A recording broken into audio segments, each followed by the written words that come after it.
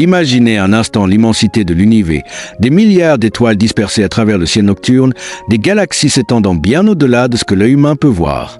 Pourtant, l'Écriture nous rappelle que Dieu ne les a pas seulement tous créés, mais qu'il connaît aussi chaque étoile par son nom. S'il maintient le cosmos dans un ordre parfait, à plus forte raison peut-il tenir votre vie entre ses mains. La souveraineté de Dieu signifie qu'il règne en suprême. Il n'y a pas de situation trop complexe, aucun problème trop accablant, aucun ennemi trop puissant pour lui. Les tempêtes de la vie peuvent nous sembler chaotiques, mais pour lui, elles sont comme les vagues qu'il apaise d'un seul mot. Son pouvoir est inégalé et son autorité est absolue. Parfois, nous ressentons le besoin de porter le poids du monde sur nos épaules. Mes amis, ce poids n'a jamais été destiné à être le vôtre. Dieu nous invite à le déposer à ses pieds, car il est assez fort pour le supporter. Il a parlé à l'univers pour le faire exister.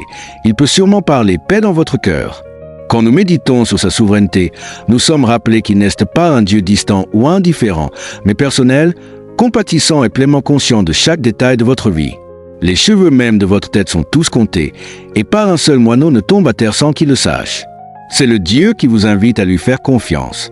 Il est temps d'arrêter de lutter dans votre propre force et de commencer à vous reposer dans la sienne. Confiez-vous en son pouvoir, en son but et en son plan. Quand nous reconnaissons qu'il est souverain, nous pouvons libérer nos peurs et nos angoisses entre ses mains capables. À quelle fréquence nous persuadons-nous que nous pouvons tout gérer si nous essayons juste un peu plus, travaillons un peu plus longtemps ou réfléchissons un peu plus profondément? Nous pensons pouvoir résoudre tous les problèmes, percer tous les mystères et surmonter chaque obstacle. Pourtant, encore et encore, la vie prouve que nos efforts humains, aussi sincères soient-ils, ont des limites. Nous vivons dans un monde où le contrôle semble être le but ultime. Nous voulons contrôler nos carrières, nos relations, nos finances, même notre avenir.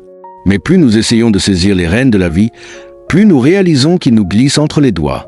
L'anxiété grandit quand les plans échouent, la déception s'installe quand les résultats ne correspondent pas à nos attentes, et l'épuisement nous envahit quand nous essayons de porter des fardeaux qui ne nous étaient jamais destinés. La vérité est que nous n'avons jamais été conçus pour tout assumer. La Bible nous le rappelle en Proverbe 19, 21. Beaucoup de projets sont dans le cœur de l'homme, mais c'est le dessein de l'Éternel qui s'accomplit. Peu importe combien nous planifions méticuleusement, le dessein de Dieu dépasse toujours nos tentatives. Chercher à tout contrôler nous éloigne souvent de la paix pour nous plonger dans la frustration.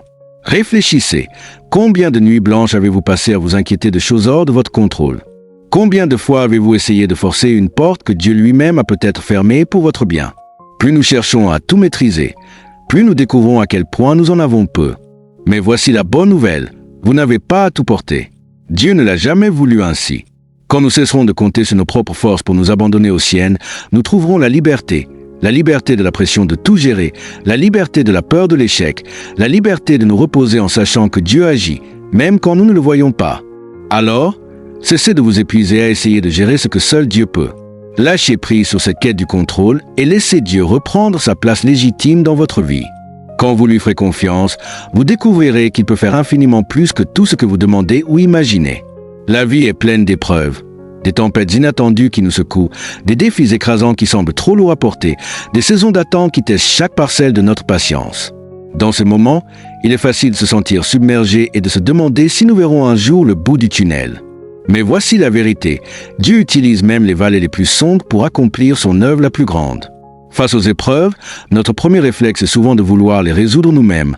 Nous échafaudons des plans, nous stressons, nous nous efforçons, espérant trouver une issue. Pourtant, encore et encore, nous constatons que notre force ne suffit pas. Les vagues sont trop fortes, les vents trop violents. C'est là que la foi intervient et murmure « Laisse Dieu s'en occuper ». Faire confiance à Dieu dans l'épreuve ne signifie pas nier la douleur ou prétendre que tout va bien. C'est reconnaître la difficulté tout en croyant que Dieu est plus grand que la tempête. C'est la foi qui dit « Seigneur, je ne comprends pas pourquoi cela arrive, mais je crois que tu es toujours bon, que tu as toujours le contrôle. » La Bible regorge de promesses pour ceux qui lui font confiance dans les moments difficiles. Romains 8, 28 nous rappelle « Nous savons, du reste, que toute chose concourt au bien de ceux qui aiment Dieu, de ceux qui sont appelés selon son dessein. Cela ne signifie pas que toute épreuve est bonne en soi, mais que Dieu peut utiliser même les pires situations pour en tirer quelque chose de beau. Voyez l'histoire de Joseph, trahi par ses frères, vendu comme esclave, jeté en prison. Sa vie semblait une succession de tragédies. Pourtant, Joseph fit confiance à Dieu, et à la fin, il put dire à ses frères « Vous avez projeté de me faire du mal, mais Dieu l'a fait tourner en bien pour accomplir ce qui arrive aujourd'hui, pour sauver la vie à un peuple nombreux. Genèse 50, 20. Quand nous faisons confiance à Dieu dans l'épreuve, nous plaçons notre foi en un Dieu qui voit l'ensemble du tableau. Là où nous ne voyons qu'une douleur passagère, il voit un dessein éternel. Là où nous sommes focalisés sur le problème, il œuvre déjà à la solution. Alors, quand les épreuves surviennent, ne les portez pas seuls. Déposez-les aux pieds de celui qui a promis de ne jamais vous abandonner. Faites-lui confiance, même quand le chemin semble obscur. Dieu est déjà en train de tracer la route. Il est fidèle, il est capable et il vous soutiendra à travers chaque tempête. Quand la vie devient écrasante, vers qui vous tournez-vous? Pour beaucoup, l'instinct est de chercher des solutions. Consulter des amis, parcourir Internet ou compter sur notre propre ingéniosité. Mais le pouvoir de la prière nous rappelle que s'abandonner à Dieu n'est pas un dernier recours, c'est le premier et le plus grand pas que nous puissions faire. La prière est bien plus qu'un rituel spirituel. C'est un acte d'humilité, une déclaration de notre besoin de l'aide de Dieu, une invitation à ce qu'il prenne le contrôle. Quand nous inclinons la tête pour prier, nous disons essentiellement « Dieu, je ne peux pas gérer cela seul, mais je sais que toi, tu peux ». C'est un acte simple mais profond de lâcher prise, permettant à Dieu d'intervenir. Philippiens 4, 6-7 nous exhorte. Ne vous inquiétez de rien, mais en toute chose, par la prière et la supplication, avec des actions de grâce, faites connaître vos demandes à Dieu. Et la paix de Dieu, qui surpasse toute intelligence, gardera vos cœurs et vos pensées en Jésus-Christ. La prière est le pont entre nos angoisses et la paix de Dieu. C'est là que nous libérons nos soucis et recevons son assurance. Jésus lui-même est l'exemple ultime de l'abandon dans la prière. Dans le jardin de Gethsémani, face à la croix, il pria « Père, si tu veux, éloigne de moi cette coupe. Toutefois, que ma volonté ne se fasse pas, mais la tienne. » Luc 22, 42. Dans son humanité, il ressentit le poids de l'épreuve, mais dans sa divinité, il fit confiance au plan du Père. Sa prière ne fut pas qu'une suite de mots, ce fut une soumission totale à la volonté de Dieu. Quand nous prions, nous ne demandons pas seulement à Dieu de résoudre nos problèmes. Nous alignons nos cœurs sur sa volonté, nous lui confions les fardeaux trop lourds et lui faisons confiance pour agir, même quand nous ne voyons rien. La prière ne change pas toujours nos circonstances immédiatement, mais elle nous change nous-mêmes. Elle fortifie notre foi, renouvelle notre espérance et nous donne le courage d'avancer. Souvent, c'est par la prière que Dieu nous donne la clarté, la sagesse et la paix dont nous avons tant besoin. Alors, la prochaine fois que vous vous sentez submergé, ne faites pas de la prière votre dernier recours.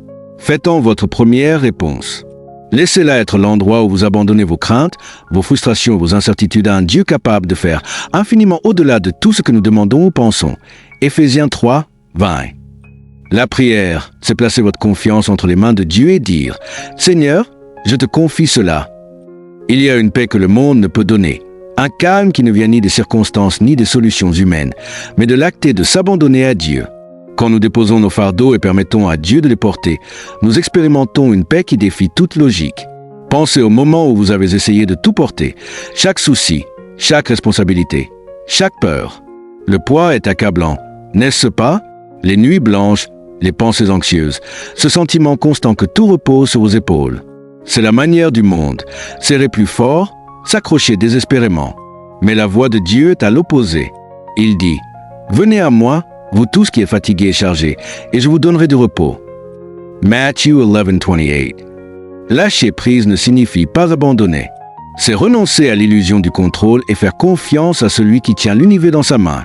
C'est dire « Seigneur, je n'ai pas toutes les réponses, mais je te fais confiance. Je ne vois pas le chemin, mais je sais que tu es déjà là. » La paix qui vient du lâcher prise n'est pas passive. C'est une foi active.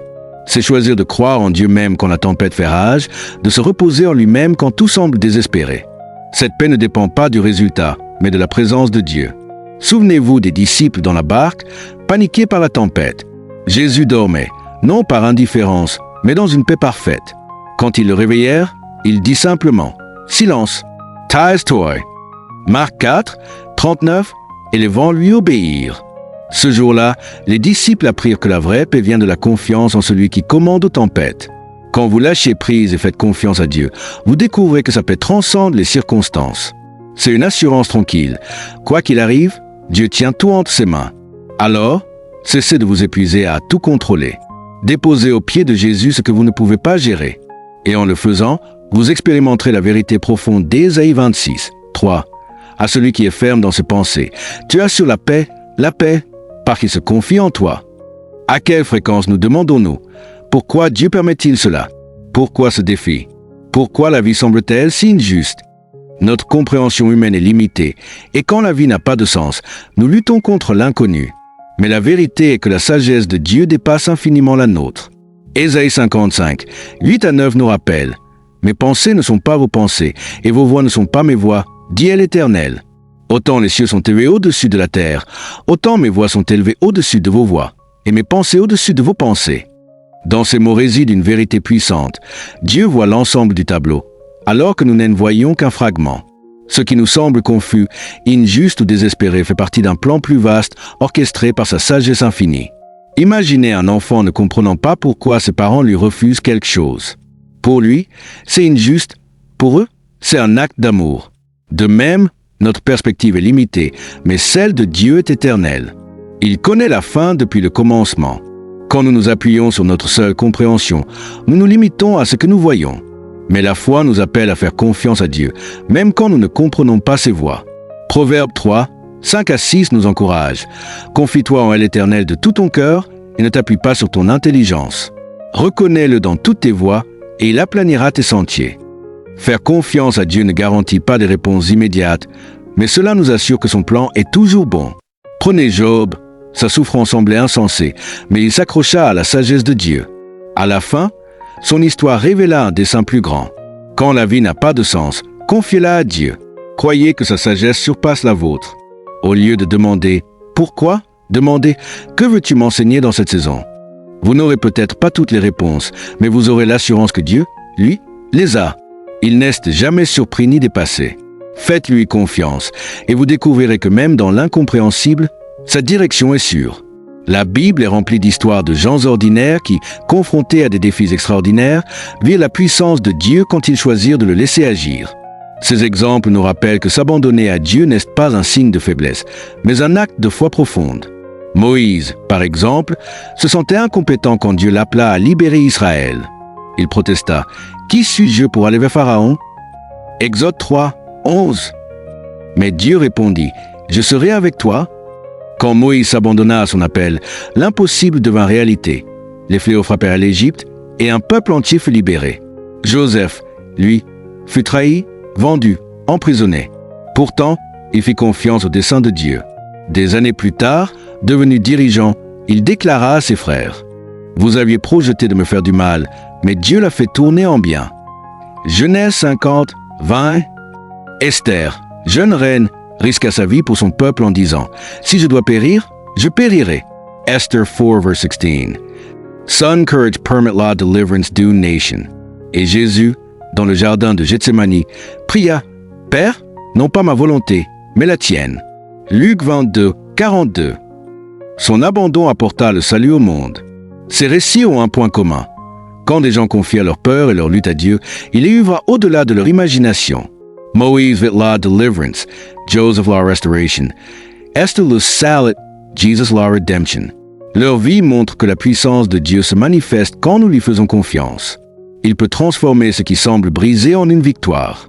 Alors, face à vos défis, souvenez-vous, le même Dieu qui ouvrit la mer Rouge, releva Joseph et sauva Esther est prêt à agir dans votre vie aujourd'hui.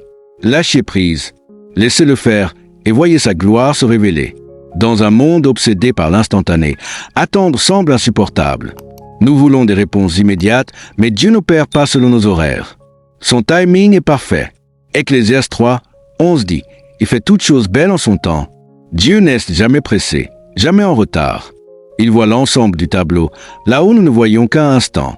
Abraham et Sarah attendirent des années l'enfant promis. Leur impatience les poussa à agir seuls, causant des complications. Mais quand le temps de Dieu vint, Isaac naquit.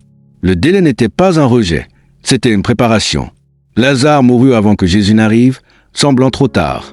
Pourtant, ce retard permit un plus grand miracle, sa résurrection. Attendre le timing de Dieu exige foi et patience. C'est croire que ses plans surpassent les nôtres. Ésaïe 40, 31 promet « Ceux qui comptent sur l'Éternel renouvellent leurs forces. Ils prennent leur vol comme les aigles. » L'attente n'est pas du temps perdu, c'est là que Dieu nous prépare. Alors, quand il semble silencieux, rappelez-vous, Son timing est parfait. La peur est l'un des plus grands obstacles à la confiance en Dieu. Elle nourrit le doute, l'anxiété et nous paralyse quand nous devrions avancer. Mais la foi et la peur ne coexistent pas, l'une chasse l'autre.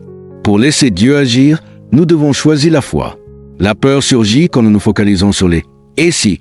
Et si j'échoue ? Et si ça empire ? Ces pensées nous consument quand nous regardons à la taille du problème plutôt qu'à la grandeur de notre Dieu. La foi, elle, change notre perspective. Elle rappelle sa puissance, ses promesses, sa présence. Tout au long de la Bible, Dieu répète « Ne crains pas ». Pourquoi ? Parce qu'il sait que nous inclinons à la peur face à l'inconnu. Mais à chaque fois, il ajoute une assurance « Je suis avec toi ». Ésaïe 41, 10. David, devant Goliath, ne regarda pas la taille du géant, mais celle de son Dieu. Pierre marcha sur les hauts tant qu'il fixa Jésus.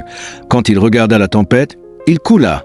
La leçon est claire, quand nos yeux sont sur Christ, la foi triomphe. Hébreux 11, en a défini comme une ferme assurance des choses qu'on espère, une démonstration de celles qu'on ne voit pas. Choisir la foi, c'est déclarer « Dieu, je te fais confiance, même quand je ne vois rien ». Alors, quels que soient vos géants aujourd'hui, rappelez-vous, la foi est votre arme.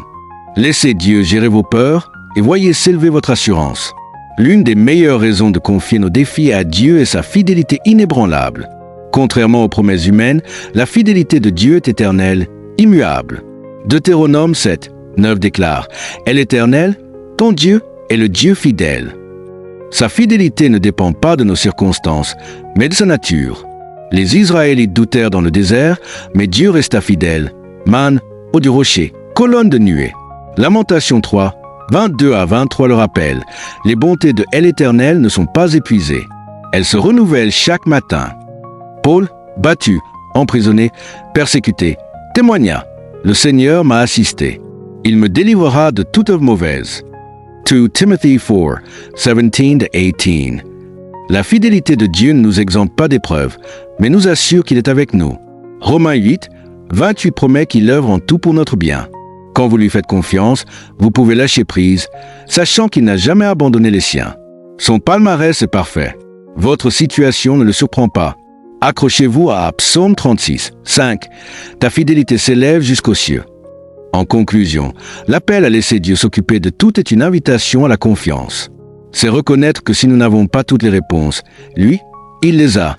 Sa sagesse, son timing, sa fidélité et sa puissance sont sans égaux. Quand nous choisissons de lui faire confiance, nous entrons dans sa paix. La Bible regorge d'exemples. Moïse, Joseph, Esther, Jésus. Leur abandon ne fut pas une faiblesse, mais une foi qui permit à Dieu d'agir puissamment. Alors, quel que soit votre défi aujourd'hui, déchargez-vous de vos fardeaux. Confiez-les à Dieu. Sa fidélité est inébranlable, son amour ne faillira jamais. Quand vous lui ferez entièrement confiance, vous découvrirez qu'il n'y a pas de meilleure place qu'entre ses mains.